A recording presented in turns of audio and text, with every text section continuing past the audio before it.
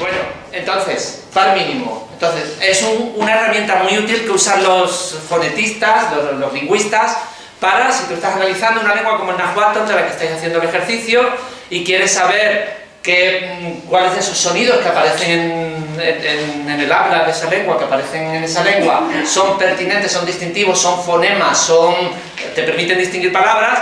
La prueba más importante que tienes que realizar es buscar pares mínimos. Si encuentras pares mínimos que te indican que cambias un sonido por otro, cambias uno de los rasgos distintivos del sonido, por ejemplo el que él ha dicho peso, queso, ahí estás cambiando el lugar de articulación, pasas de bilabial a velar, pero los dos sonidos son oclusivos.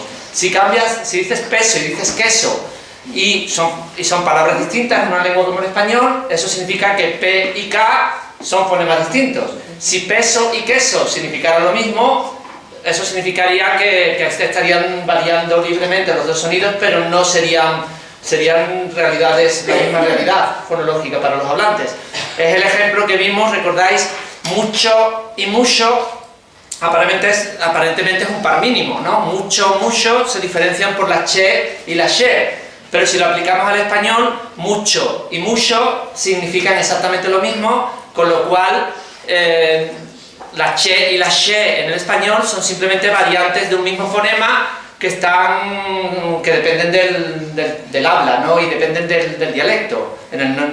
Aquí en Andalucía y en el Caribe en general, en las zonas costeras de América, hay la tendencia a que la che se pronuncia como she, y dicen muchacho, ¿no? O dicen mucho, ¿vale? Pero mucho y mucho, si cambio la she por la che, no cambia el significado. Eso ya no es un par mínimo, porque en español, para que sea un par mínimo, tiene que cambiar el significado, ¿vale? Entonces, es la herramienta principal que tenemos para determinar los fonemas de una lengua. ¿En qué consisten los problemas de análisis distribucional de morfología? ¿Vale? Es una cosa que vais a ver que es muy simple si no te entra miedo ni te agobias ni te estresas porque ves ahí un montón de palabras que no has oído en tu vida, ¿vale? Son palabras de una lengua. A ti te dan todos los datos que tú necesitas. Y a ti te dicen, a ver, mira, aquí tienes esta raíz de este verbo, aquí estos verbos de esta lengua en presente, creo que es una lengua de Nigeria, ¿vale? Tienes todos estos verbos, ¿vale? ¿Qué significan lo que tienes ahí en inglés? Significado te da igual, no te da igual saber inglés que no, sabes que significan cosas distintas, ¿vale? Y tú sabes que esta es la forma del verbo, ¿vale? Y aquí tienes la forma del progresivo, o sea, el progresivo es el tiempo continuo, ¿vale? Cuando yo digo yo como, frente a estoy comiendo. ¿Cómo expresan en esta lengua como o comer en presente frente a estoy comiendo ahora mismo, ¿vale? Entonces, si tú miras, si cualquiera de vosotros mira aquí, ¿qué usan para expresar el progresivo? ¿Un sufijo o un prefijo? Usan un prefijo, ¿vale? Entonces, lo que está aquí delante de la raíz, porque tú ves aquí y lo único que cambia es esto, ¿vale? Y ahora, ese morfema de progresivo, que para expresar la forma continua del verbo, ¿tiene solamente un morfo o tiene más de un morfo? Tiene más de uno, porque te das cuenta que unas veces M, otras veces N, otras veces la N velar, y dice, pues tiene más de uno. ¿Cuántos tiene? ¿Cuántos alomorfos tiene? 3. Bueno, pues entonces dices, este es un alomorfo, este es el otro y este es el tercero. ¿En qué tipo de distribución está? ¿Hay distribución complementaria?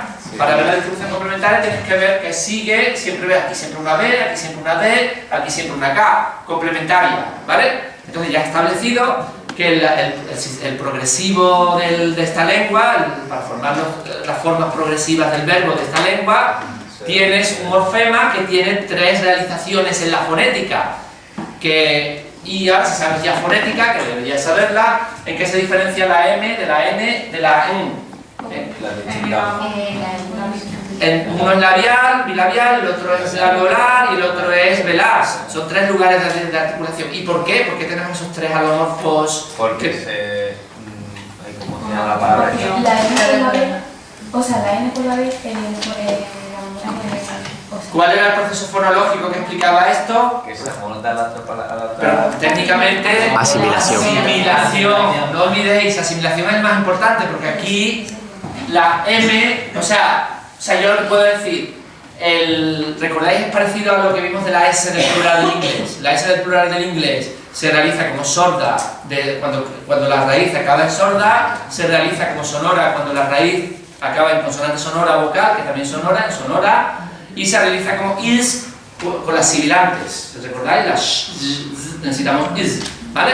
Pues aquí está pasando algo parecido. Yo tengo el morfema del progresivo de esta lengua nigeriana, tiene 3 realizaciones distintas. La M cuando la raíz empieza por una bilabial, la N cuando la raíz empieza por una dental, y la U, la nasal, la velar, cuando la raíz empieza por una velar. Hay un proceso de asimilación, ¿vale? Entonces, para que veáis cómo la morfología se alimenta de la fonología, porque el hecho de que tengamos alomorfos depende muchas veces de estas asimilaciones que se producen entre unos sonidos y otros, porque no somos máquinas, los pronunciamos así.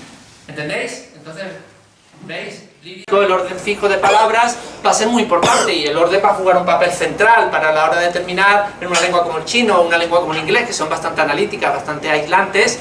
Necesitamos tener un orden fijo para saber que el sujeto va a ser siempre el primero, el verbo, si el orden es sujeto, verbo, objeto, porque puede haber lenguas que sean verbo, sujeto, objeto, pero no es tan normal. Ese orden básico es el que me va a determinar quién hace qué a quién en cada momento. Si tengo una lengua polisintética donde todo lo integro en una sola palabra, la sintaxis hace poco papel, ahí lo hace toda la morfología, ¿vale? Yo tengo un verbo y voy incorporando el sujeto, el objeto directo, el indirecto, circunstancial, y al verbo ese lo marco con una serie de marcas de concordancia. Ahí lo está haciendo toda la morfología, pero está usando cosas muy similares a lo que tenemos en sintaxis. Usamos información de concordancia de sujeto, concordancia de objeto, usamos marcas. Si la Generalitat va a pedir eso, debería potenciar, ¿no?, que las personas extranjeras tengan un acceso gratuito a aprender catalán o algo por el estilo, porque si lo van a exigir, pues se le debería dar, igual que un extranjero que viene a España, si España le va a exigir hablar español, que le facilite hablar español. Pero me parece totalmente necesario que si una persona va a vivir a Cataluña, hable catalán porque es su identidad, sin más. Soy Mercedes Rubio con ojos azules y RGD del barrio de Santiago y ya no está la tranca. Que hayan cogido a niños y no a personas adultas. Es que eso es un tópico. Porque los niños no saben lo que está pasando y los niños son los más sinceros. A mí me parece que un niño reacciona de la manera más sincera, porque una persona adulta puede saber lo que está pasando, pero un niño que no sabe, que le llaman trapaceros, se ve y dice, anda, pues me están diciendo esto, y reacciona de una manera mucho más sincera. Antes de contestar, Rey, que levante la mano quien cree que lo de poner niños es demagogia. Lo de Bueno, yo es que quiero poner niños. Yo creo que tiene parte de demagogia. Yo también. ¿Puedo hablar? Yo creo que también. Yo creo que es más una estrategia publicitaria que otra cosa. Yo creo que es una estrategia, porque un niño siempre te llega más que un adulto, y más si lo pones con... O sea, es sensiblería, que no lo veo ni mal ni bien, es una estrategia... O sea, es fundamental que una persona sepa articular sus ideas y expresarlas, tanto de forma oral como de forma escrita. Eso es fundamental. Si escribes un texto sin una falta, perfecto, pero está vacío, No suele suceder. tampoco vamos a ninguna parte, no suele suceder. Pero bueno, vamos a poner en el caso, tampoco vamos a ninguna parte. Lo que quiero decir, sí que es verdad. Vamos a ver. Mi abuela nunca fue al colegio y es perfectamente capaz de hilvanarte una frase y de contarte lo que te quiera contar, y luego lo escribe con falta. Yo no me voy a ensañar con ella, estoy de acuerdo que ha tenido otro contexto sociocultural, pero vamos a ver, el momento ideal en el que estamos, en el que las personas han estado escolarizadas desde el primer momento, prácticamente desde los 3 años, que está todo el mundo en el colegio, yo creo que tiene las condiciones perfectas para que se le exija una cierta contenidos mínimos.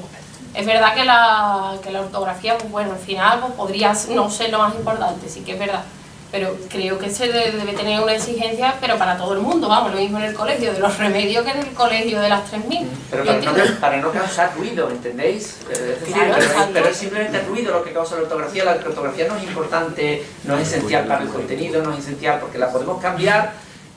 Os pongo los ejemplos históricos. En Turquía, de la noche a la mañana decidieron cambiar del alfabeto alifato al alfabeto latino. ¿Le pasó algo a los contenidos de los textos turcos? Pues no, empezaron a expresarse de otra manera. La lengua española se ha escrito en alfabeto latino, en alfabeto aljamiado de los judíos, el hebreo, en alifato de las jarchas y demás. ¿Le ha pasado algo porque alguien escriba de una manera o de otra?